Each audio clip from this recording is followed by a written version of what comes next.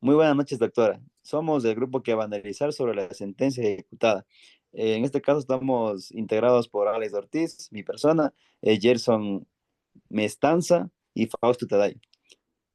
Básicamente vamos a hacer un análisis de la sentencia que ejecutó la Corte Constitucional.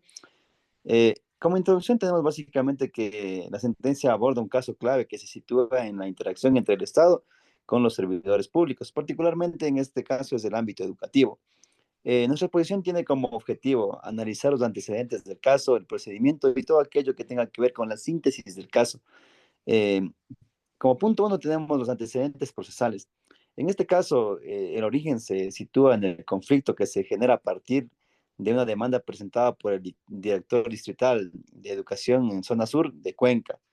La decisión del tribunal distrital, en este caso en noviembre del 2012, es que el contencioso administrativo número 3 declaró que había operado un silencio administrativo positivo a favor del docente, lo que implicaba que se le reconoce derechos laborales específicos, es decir, unos beneficios específicos a favor del docente.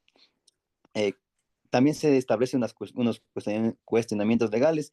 Esta decisión fue cuestionada por el Ministerio de Educación en términos de legalidad, puesto que se suponía que existía vicios de procedimiento, lo que llevó a una apelación en la Corte Constitucional. ¿Cuál fue el procedimiento? Las acciones legales se presentó una acción extraordinaria de protección por parte del director argumentando la vulneración de sus derechos.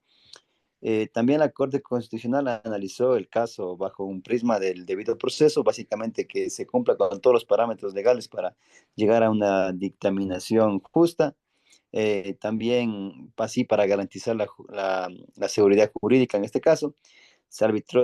También se arbitró sobre la correcta aplicación de las leyes y sobre la correcta aplicación también del silencio administrativo que se debe cumplir con los principios que se establecen en la ley.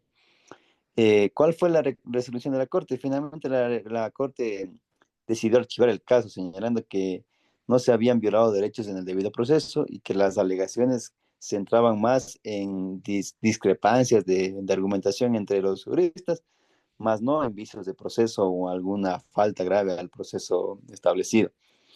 También se establece como competencia, ¿cuál sería la competencia de la Corte Constitucional? En este caso, el marco normativo de nuestra Constitución asume que la Corte Constitucional es el máximo órgano de interpretación de la Constitución. Y como tenemos una Constitución garantista de derechos, es decir, va a ser el máximo rector, en este caso, en ejecución de vicios de procedimiento y sobre todo para que se garantice los derechos de los ciudadanos. Eh, ¿Cuál es la importancia de la competencia? En este caso, esta competencia es crucial para asegurar que se respeten los derechos establecidos en nuestra Constitución, puesto que el rector de estos derechos, de que no se vulneren, es la Corte Constitucional, garantizados en la Constitución. Particularmente se respeta el debido proceso y, y la Corte Constitucional es el máximo rector de nuestras normas y de los derechos establecidos en la Constitución.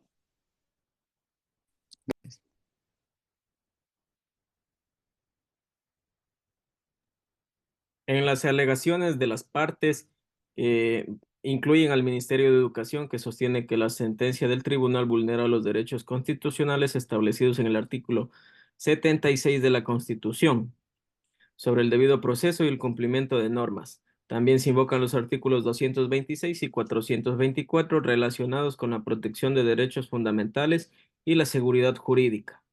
Asimismo, el Ministerio reclama que la decisión violó principios de defensa y debido proceso al no considerar adecuadamente las normas aplicables al sobrepasar los plazos procesales correspondientes.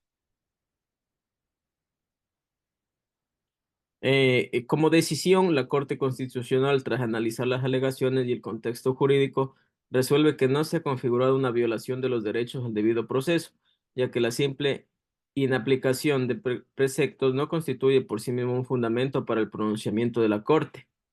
La Corte descarta las alegaciones de violación de los derechos constitucionales, pues la cuestión central se relaciona con las discrepancias sobre el procedimiento seguido con la transgresión de derechos fundamentales. Finalmente, se ordena archivar el caso tras despejar las irregularidades planteadas. Asimismo, como la reafirmación del debido proceso y la seguridad jurídica, menciona que en la sentencia de la Corte Constitucional enfatiza la importancia de garantizar el debido proceso y la seguridad jurídica en las decisiones administrativas. Al abordar con alegaciones de la vulneración de derechos, la Corte reafirma que, aunque las decisiones pueden generar controversia sobre la interpretación de la ley, es fundamental que se respeten los procedimientos establecidos y se brinde oportunidad adecuada a todas las partes para presentar su defensa.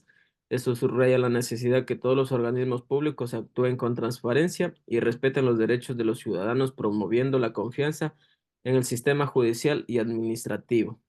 A continuación, mi compañero. Limitaciones del silencio administrativo.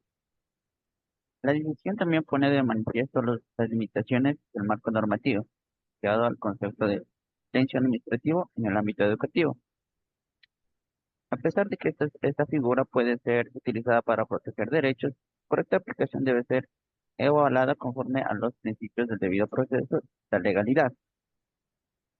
La Corte refuerza que la operativa del silencio administrativo no debe ser interpretada automáticamente como la validación de una demanda, sin el debido análisis argumentado y el cumplimiento de los plazos y el procedimiento establecido.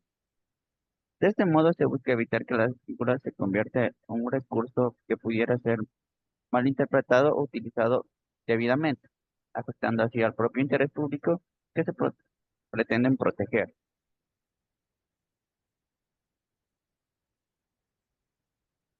Muchas gracias.